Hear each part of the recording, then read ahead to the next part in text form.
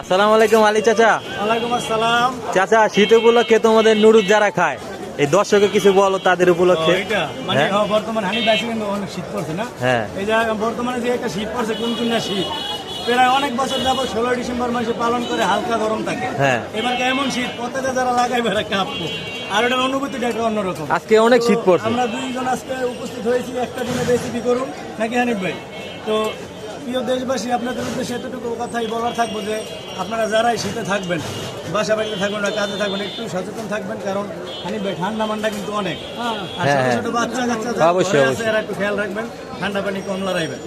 আর যারা আমাদের নুডলসটা সবাই খান, আমাদের নুডলসের ভিডিও দেখেন, সবার প্রতি দোয়া রইল, সবাই যেন আল্লাহ সহি সালামতে ভালো রাখে। হ্যাঁ। ঠিক আছে, সবাই ভালো থাকবেন, সুন্দরভাবে থাকবেন। এখন ছোট্ট একটা রেসিপি হবে, তোমরা দেখো প্রিয় দর্শকরা। আজকে হানিফ ভাই দিয়ে ভাঙলাম না, আমিই ভাঙলাম। তাহলে আমি সহজেই